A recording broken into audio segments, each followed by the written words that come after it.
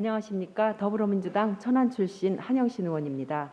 존경하는 220만 충남 도민 여러분, 그리고 양승조 도지사님과 전지석 부교육감님, 그리고 공직자 여러분, 다사다난했던 2021년도 이제 얼마 남지 않았습니다.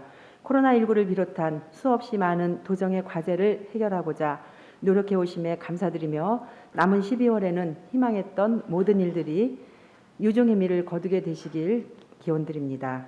또 존경하는 김명선 의장님과 선배 동료 의원님께 5분 발언의 기회를 주심에 감사를 드립니다. 본 의원은 오늘 이륜 자동차 소음 대책 촉구에 대해 발언하고자 합니다. 여러분 모두 취침 도중 창밖에서 들려오는 이륜 오토바이의 굉음에 밤잠을 설쳐본 적이 한 번씩은 있을 것이라 생각됩니다. 최근 코로나19로 인해 배달 음식 문화가 굉장히 성황을 이루고 있는 가운데 배달을 하는 이륜 자동차의 주택 소음 민원이 다수 발생하고 있습니다. 지난 9월에는 부산 해운대구에 현직에 재직 중인 구청장이 직접 이륜차 소음 허용 기준치 하향 건의를 국민청원에 게시하는 등 날이 갈수록 주민들이 체감하는 소음 고통은 커져만 가고 있습니다. 관련 영상을 하나 보시겠습니다. 단속 현장에서는 오토바이 소음기를 불법 개조한 사례들이 잇따라 확인됩니다.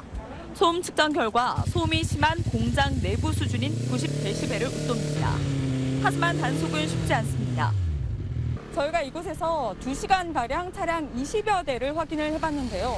실제 소음은 상당했지만 기준에 못 미쳐서 단속되는 건수는 단 한 건도 없었습니다. 단속이 안 된 이유는 단속 기준인 105dB를 넘지 않았기 때문입니다. 105dB는 열차가 지나갈 때 가까이에서 느끼는 소음 크기와 비슷합니다. 불법 개조로 굉음을 내면서도 단속 기준에는 걸리지 않자 오히려 역정을 내는 운전자도 있습니다. 네, 영상에서 보신 바와 같이 전국적으로 이륜 자동차의 소음 피해가 심각하여 각 지역별로 단속을 실시하고 있으며 본 의원의 지역구인 천안 또한 지난 6월 시청과 동남경찰서에서 집중 단속을 펼쳤습니다. 하지만 영상에서 보신 바와 같이 소음진동관리법 시행규칙상 이륜 자동차의 소음 기준은 105dB 이하로 규정되어 있어 실제로 소음이 심각하게 느껴진다 하여도 열차 통과 시 소음 수준의 105dB를 넘기지 않으면 단속 대상에서 제외되는 것입니다. 상황이 이러하다 보니 단속 범위 내에서 굉음을 내며 운행하는 이륜 자동차는 기본이고 배기음 튜닝을 통한 120dB를 웃도는 소음도 단속을 피하며 운행을 하고 정기 점검 시에만 잠시 튜닝 부품을 제거하고 점검을 받는 경우도 허다합니다. 늦은 밤 조용한 주택가에서의 오토바이 소음은 번화가 도로에서의 소음보다 훨씬 더 크게 느껴지고 이는 소음진동관리법 시행규칙에서 정하는 주거지역의 공장, 사업장, 확성기 등의 생활소음 진동의 최대 규제 기준인 65dB를 훨씬 웃도는 수치로 적절한 조치가 필요합니다.